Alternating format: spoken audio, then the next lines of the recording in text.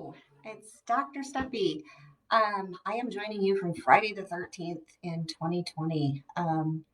This just sounds ominous, and I hope that Friday the 13th is a better day than most during this 2020.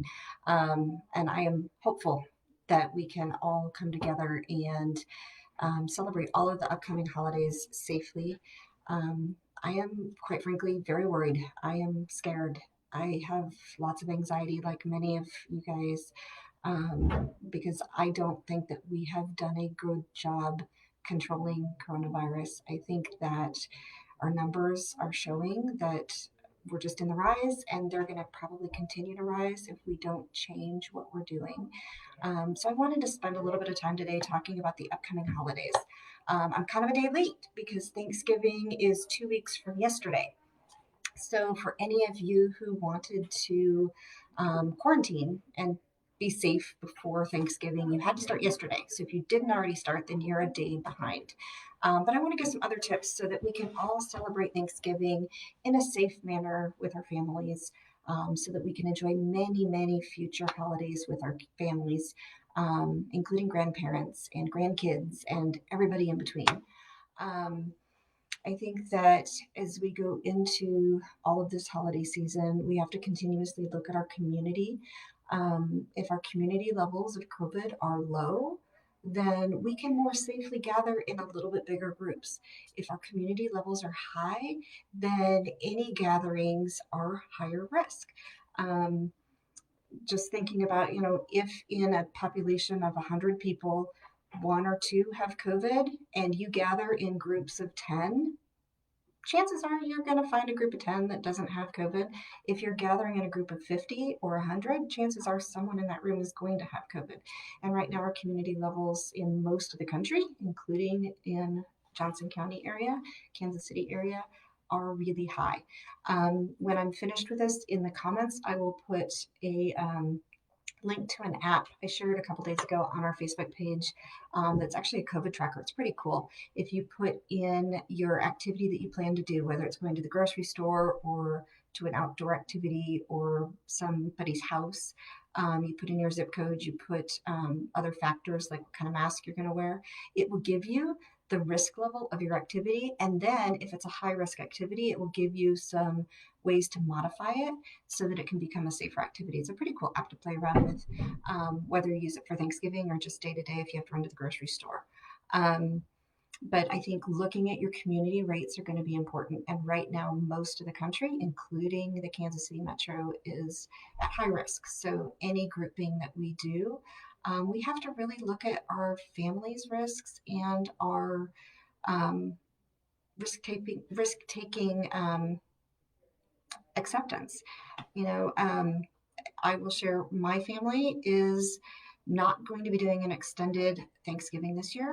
I love my parents too much to see them. And I know that sounds opposite of what a lot of the time we think. We love our parents. We want to see our families. We want to be together. We want to give big hugs. I have not hugged my parents since March. They don't live anywhere close, so I don't get to see them. Although we have done more Zoom than we ever have in the past, which is kind of cool, right? Um, in the past, I would do phone calls with them, and that's not the same as seeing their face. Obviously, doing a Zoom conference is not the same as giving them a hug and spending time together doing whatever we would do if we got together. Um, but it's better than nothing. And that's what our Thanksgiving is going to be with the extended family. My family has college kids coming from two different campuses. So we're bringing three city areas of community risk into one household. So we are probably going to be masking up in my house for the next couple weeks, and just being very cautious because I love my kids. I want to be at their weddings someday. I want to see their kids someday, and we can do that for a couple weeks. Um,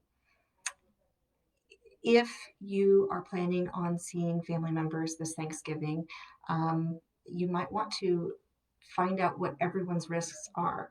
Someone who works in a grocery store, sees lots of people every day, is going to be higher risk than the family who has pretty much been home. If they work from home, their kids do virtual learning, they order their groceries, they do whatever, they're pretty self contained and they're going to be a low risk family to visit. Now, if you have to take a plane, train, or automobile to get there, that's going to make a difference because obviously, if you're on public transportation, you're going to be exposed on your way to wherever you're going. If you have to stay in a hotel, you are going to be exposed. Um, so thinking about those exposures, and if you were the person like me who works with lots of people every day, even though I minimize my risk because I double mask, I wear a face shield, I shower when I get home, I do all the things that I can to try to stay safe, I know that I'm a little bit higher risk than that person who um, works from home and doesn't really leave the house. Um, so you have to look at what your risks are, and if you are going to meet with extended family members or friends, what their risks are, and are you each willing to accept the other's risk? And I think that's where we have to look at things. And some of us are going to have to make those sacrifices this year to skip out on the holidays so that in the future we can do many more holidays, weddings, birth of children, graduations of children, whatever it is that are coming in the next many years. If we want to be around for that, we're going to have to make some sacrifices now. That doesn't mean we can't enjoy one another. And if you have a family that you feel is low enough risk, and another family that lives not in your household, but you want to meet with them and be physically together, you can do some of the things that my family is going to do, bringing in two college kids that have to come home for the holidays because their campuses are closed. I will welcome them back into my house. I will not probably be giving them hugs. Um, we won't be sitting on the couch watching TV together, but we will be in the same house. So we will potentially open windows if we're in the same room together, and have air circulation to go outside of the home. We can wear masks and we can still try to sit further apart than we might typically sit. I'm considering having meals at separate areas in the, we have like a kitchen living room area that kind of extends, and we can put tables in different areas so we can still talk, but while we're eating we have to take off our masks, and that will allow us all to keep that 6 feet difference, and then as soon as we're finished eating, putting the mask back on. And if you're having extended family at your home, you could do something like that. And you could talk to a few of the people that you know are very into prevention and mask wearing and remind them, hey, I'm going to look to you after you finish eating your meal, put your mask back on, and I'll put my mask back on. And as soon as you're finished with that dinner, if other people see you putting that mask back on, they will also put that mask back on. Unfortunately, eating is one of the biggest risks we have. Restaurants right now are one of the biggest risks we have in this country. Indoor seating is dangerous and you have to take your mask off when you're eating. Unfortunately, we also tend to laugh and tell stories and we talk loudly, and those things project more virus than just speaking in a normal tone. So, trying to minimize the time eating and putting the mask back on can help. Um, and then when people are gathering, having the chairs set out a little further just for conversation instead of having people stand and gather and talk, put chairs out and encourage people to sit because that will help with separation. And remember that the longer time you spend together, the more risk there is. The CDC actually changed their 15 minutes of face to face time to 15 minutes in a 24-hour period. So that's cumulative now. It used to be just 15 minutes at a time, but now it is throughout the full day. So if you talk to somebody for 2 minutes here, 5 minutes there, another few minutes here, and you are all in the same room together, that accumulation of time adds up. So you're exposed to more virus that way. So if that one person in your house has that virus, the longer time you spend together, especially unmasked, can increase your risk. Masks are amazing. Masks at the beginning we reserved for healthcare workers, and I think that people then got confused about the message of why we now encourage everybody to wear masks. At the beginning, it was because there was a shortage of masks and we wanted it for the healthcare workers. Now we have cloth masks, we have better accessibility to masks, so we encourage every person who is able to wear a mask to wear a mask. And really, there aren't any medical contraindications. There are some reasons that people don't wear masks, especially if they feel like they are getting suffocated. People who have post-traumatic stress, who have been assaulted, that can be a very real fear to wear a mask, and they might not want to tell you why they don't want to wear a mask. So we do have to somewhat be sensitive to that, but we also have to realize that if they're not willing to wear a mask, their mask protects you, and now we know that it also protects them. Um, but if they're not wearing their mask, they're higher risk of being infected. So then they're coming into your home. So doing what we can to encourage masks, making them feel more comfortable, different materials feel different on the face. I know I wear a mask. This one I put on, it's plastic, and I absolutely love it. I bought it because it's an N95 and it's got this gel cushy thing, so it's soft against my face because a lot of N95s like really damage skin. So I can wear this pretty much all day and feel safe with it. It does have a valve, and for those of you who haven't heard yet, masks with valves, basically, the valve has this little thing here where the air can escape a little bit, which keeps the mask more comfortable. But it's not safe because that allows virus to escape. So I actually have a second mask, the surgical mask that I put on over it, so that this mask protects me and this mask protects you. I do not expect everyone to wear an N95 type mask, but the reason I point this out is one of the reasons I absolutely love it. Has a plastic base to it, so if I'm taking big breaths as I talk, which I do at the office all the time, I inhale in, it doesn't suck in. I have actually had a like mini panic attack towards the beginning of this pandemic because when I was talking to someone and I sucked in, I felt like I was being strangulated. So I get what that feels like. It is scary, and I've never been assaulted. I've never had somebody put their fingers or a mask over my face and try to suffocate me. I can only imagine how that would feel because I know how anxiety inducing it was when I had that feeling. So if there is somebody with anxiety because they feel like they're being suffocated, they now have mask brackets. If you just search mask bracket on Amazon, you can find very inexpensive silicone. Basically, it fits over your face and it keeps the mask out. So you're still wearing the same mask, but it doesn't suck in and make you feel like you're suffocating. So for people who have anxiety, that might be a very helpful thing. But masks help. Um, and so the minimum time that you need the mask off to eat, and then having people remind everyone to put the mask back on, that can help. Um, Also, if you have people preparing food, I know some people are planning on having everyone bring their own food. So, like my family sits at this table and eats the food I prepared. Somebody else's family sits at this table and eats the food that they prepared. Um, if you choose to do that, that is fantastic. But if you have like the traditional one person cooks and people maybe bring the sides, still have one person serve so that person washes their hands. Everybody should wear a mask when they're preparing food or distributing food. But having a limited number of people in the kitchen can help so that people are not breathing and touching and exposing. And remember, if you're preparing food, always, not just with this, but for the norovirus, GI illness with lots of vomiting and diarrhea, if we wash our hands before we prepare food, we don't touch our face or pull our mask up while we're working on the food. Because I see people all the time touching their face and then they touch food or utensils to serve. That just distributes germs. And not just this, but we've got influenza coming because it's November.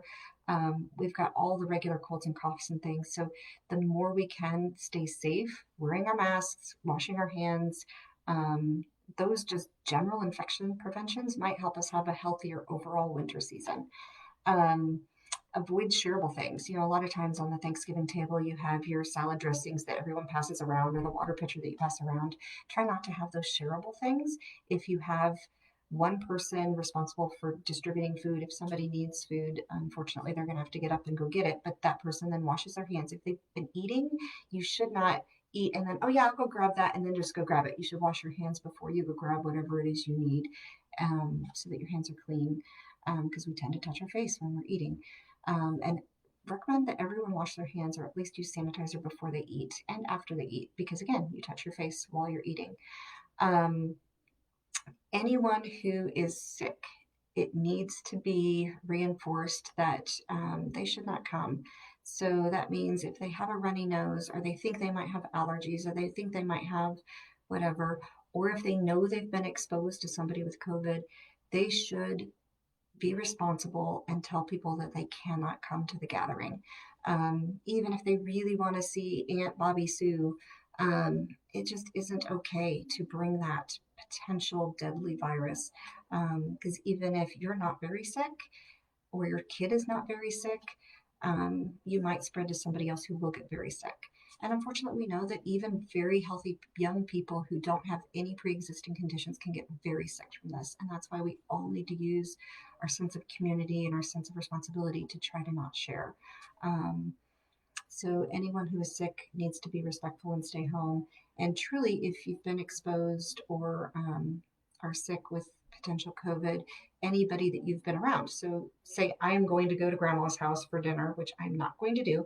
But if I was going to do that and my kid today wakes up with a sore throat, neither one of us should go because I've been exposed to my kid and I don't want to bring that because we know that this virus is sneaky. It tends to share very well before you have any symptoms. So if my kid has symptoms today, chances are tomorrow I'm going to have symptoms, and that means I'm within that 2-day window before developing symptoms where the virus is spread very, very effectively. That's how COVID is spreading and causing mass destruction around the country. We need to stop this thing. I know there are people who don't believe that it's a big deal. And some of that is reinforced because we see our friend who had it and they had minimal symptoms. So then we think, oh, it's not that big of a deal. But we forget the thousands and thousands of people who have died. And there are many, many more than that that have survived, but have long term so far issues with even minor things like not being able to smell or taste that can affect your appetite and can affect your nutrition status, not being able to have as much energy. People are, chronically fatigued after this. They're having mental fogginess, which can affect their work performance, which might affect their job security. There's all kinds of things that this virus can do that we already know for months. We don't know how long because it hasn't been around more than months still. Even with all this death and destruction that it's had, it's only been around less than a year. And we have no idea yet what's happening long term. We know that, like with chickenpox, people can get shingles many, many years later. After measles, people can appear to be recovered for years and then develop SSPE, which is universally deadly. This virus, COVID-19, affects blood vessels, and I don't know what it's going to do, but we do know that it affects just about every organ because it affects our blood vessels in the beginning. So it can affect our brain, it can affect our heart, it can affect our lungs, our kidneys. It can do so much devastation in the body, and we still don't know all of its extent of what it can do. So I highly encourage being very cautious, love your family, and try to protect yourselves. It is possible to still enjoy family with all of the electronic communication we have now. We can still play a game, talk, we can do a dance party, we can do a sing along from our own homes and be very safe and still enjoy our family so that we can enjoy them many holidays to come, many weddings, many new babies, many graduations, many whatever.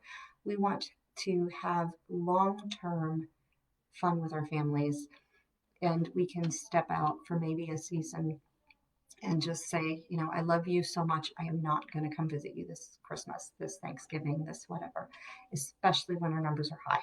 Once our numbers start to come down and people start to get vaccinated, we might be able to do things, but we have to be very cautious around people and pets. I forgot to mention pets.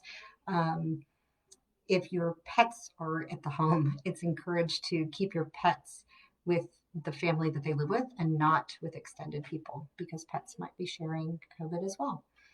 Um, so I want you guys to know that I know this is hard for families. I am living this just with you guys. But I do worry about COVID. I do strongly um, want people to socially connect, but physically distance. I have always disliked the whole physical distance or socially distance name calling thing. Um, we need to socially connect, but we can do that through online activities. We can do that through a simple phone call or a handwritten letter. We can send a package. We can do all kinds of things to socially stay connected with our families and friends, but we need to keep that physical distance right now, especially when the numbers are high. Um, it's going to be more difficult in these next coming months because the weather's not going to participate in doing things outdoors as much. And we know that indoors air recirculates more and this virus hangs out longer than we initially thought it could. So we just need to be careful. We can do this. We've made it all this way since, the COVID started at the beginning of the year. We can do this another few months. We just need to so that we can keep our loved ones safe. So I can't see any questions. Um, if there are any that I don't see here, then I will answer them in the comments later. I hope you guys all do have a safe and healthy holiday and protect your physical health as well as your mental health. Socially connect, but be careful.